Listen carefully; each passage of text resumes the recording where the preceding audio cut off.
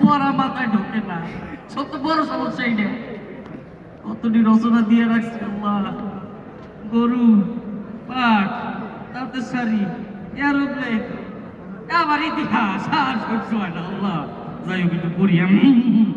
গরু গরু গরু রচনা। গরু একটা গৃহপালিত প্রাণী। একটি গরুর চারটি চোখ, একটি গরুর চারটি পা, দুটি চোখ, বিশাল বড় একটি শরীর এবং পিছনে বিশাল বড় একটি লেঞ্জু আছে। একটি গরুর চারটি পা, একটি গরুর চারটি গরুর একটি পা, একটি গরুর চারটি কিছুই মাথায় ঢোকে না। এ রিজাউল, রিজাউল, এ রিজাউল বাড়ি আছো? আসসালামু আলাইকুম স্যার। ওয়ালাইকুম আসসালাম, রহমতের কালা। স্যার খুবই সাংঘাতিক অবস্থা। আমার স্টুডেন্ট আমার চেয়ারে বসে আছে। হ্যাঁ? এই, তুই আমার চেয়ারে কোন মুখে বসবি? না স্যার, ওই চেয়ারটা ময়লা ছিল, বসে একটু পরিষ্কার করে দেবেন। কোনদিন তো ঠিক মতো পড়া আমাকে দিতে পারিস নি, হ্যাঁ? জি স্যার। আজকে পারিস? আজকে স্যার মনে করেন সব একেবারে সাবা সাবা করে ফেলাইছি, একেবারে ধরবেন আর ফটফট করে বলে দেবো। সত্যি কথা? একেবারে এদিকে আয়। জি স্যার। এই তোর হাতি। জি স্যার দিলাম। এই আল্লাহ, তোর মাথায় তো খালি গোবর ভরা। ঠিক না বেঠি? জি স্যার। রাগ করলি? না স্যার। ভালো। ঠিক আছে, কি জানি কটা দিয়েছিলাম? স্যার ওই 5টা রচনা দিয়েছিলেন স্যার, গরুর রচনা, পাটের রচনা, তারপরে তাঁতের শাড়ি, তারপরে বিমান, তারপরে হচ্ছে যে স্যার ইতিহাস। 5টা রচনা দিয়ে ফেলাছি তোকে। জি স্যার। করেছি? স্যার বললাম না, একবারে সালামালা করে ফেলাইছি। তা শুরু কর আগে। না পারলে কি জানি করবি? না পারলে কি স্যার, ছুটি দিয়ে দিয়ে দেবেন। ফুটি, হ্যাঁ? না পারলে আজকে লাল করে ফেলাবে। হাতিটা দিয়ে আনিস, বুঝছি? বল, শুরু কর। ঠিক আছে স্যার, ধরেন। প্রথমে কোনটা গরু?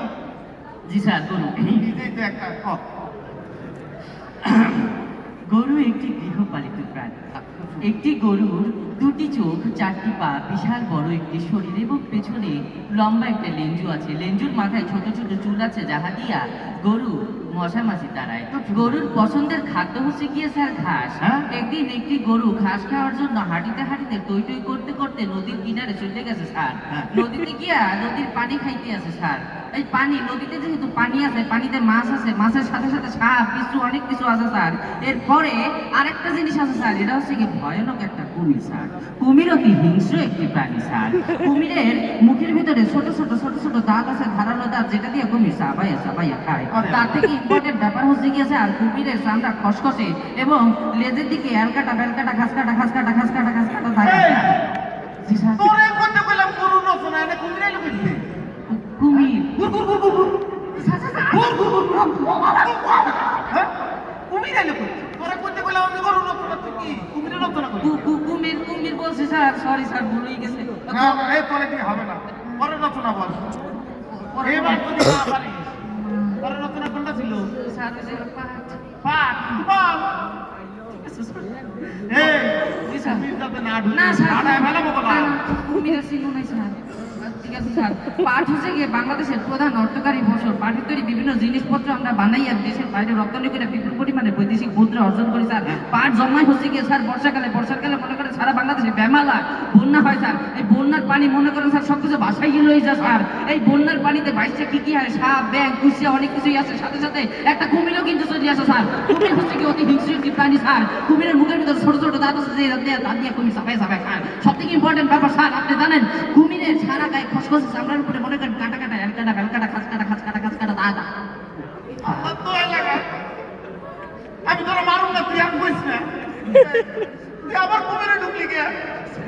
স্যার বন্যার পানির সাথে সাপ, ব্যাঙ, কুচিয়া, সাথে সাথে একটা তোরে নাম কুমির ঢুকবো কে? এ, পরের রচনা কি? তাদের সাথে তারপর শাড়ি। এই, আল্লাহ তো এলাকা কুমিরের কথা কইস না। ভুলো না, ভুলো না। তাদের শাড়ি তাপ নিয়ে রচনা কর। তাদের শাড়ি সবাই চেনেন মনে হয় না? তাদের শাড়ি স্যার সবাই চেনেন।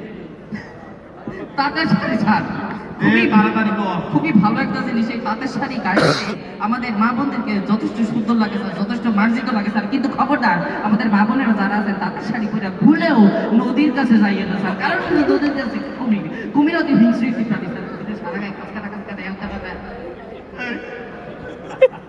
তারপর শাড়ি পরে কুমিরে কুমির ঢুকবো, কুমির ঢুকবো। আরে ভালো তোরে। তোরা কি করি? এটা বলে স্টুডেন্ট কেমন লাগে?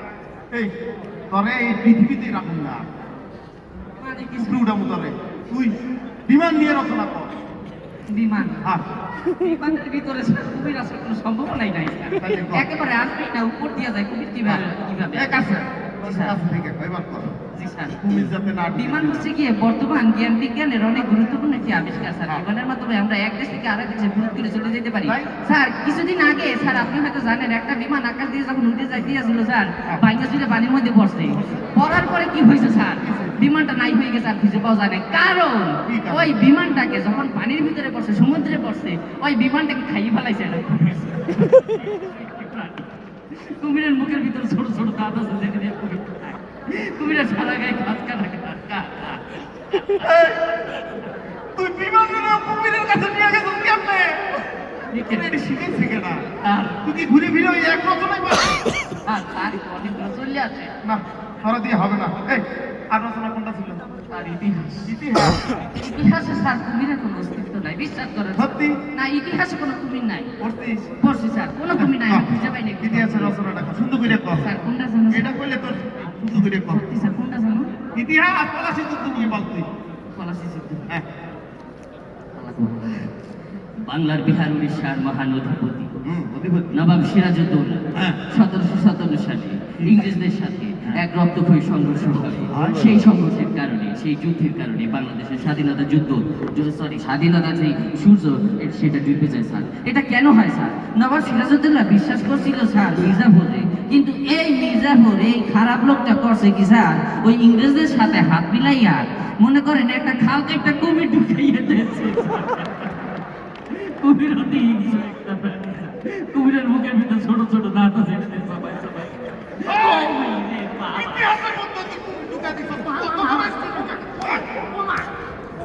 তুই কত বড় স্টুডেন্ট এই তুই কি ভালো হবি না পাঁচটা রচনা পাঁচটা ভিত্তিক সরি ঘটনা কি তুই পড়া পারস না তোর শাস্তি ছিল কি হ্যাঁ ছুটি রুটি ফাড়ে ফেলাবো ঠ্যাঙের নিচে কান দিয়া মানে ধরতে আসছি। স্যার হ্যাঁ আচ্ছা, হ্যাঁ না না, ব্যাপারটা হইতেছে কি স্যার, আজকে এই যে উৎপাদন প্রোগ্রামে গেছি তো, মেলা খাওয়ান খাওয়াইছে স্যার, তুই তো সব প্রোগ্রামে যা খাসির কাশি খাওয়াইছে স্যার। পরামর্শ এখন যে খাওয়াটা খাইছি স্যার, পেট পেট তো ভরা। মুরগি ঢুকেছি হ্যাঁ তো কি না, নিজে হইতে পারতে আসি না তো তোর শাস্তি দেবো না আমি স্যার। আপনি কিছু মনে না করলে স্যার, আপনি একটু এইদিকে আসবেন স্যার, দয়া করে। স্যার হ্যাঁ। আপনি যদি কিছু মনে না করেন, আমি খুব ছোট্ট করিয়া হ্যাঁ। একটা স্যার কাটা করি হই স্যার। ওরে তুমি না জোরে করতালি ওদের জন্য। আসলে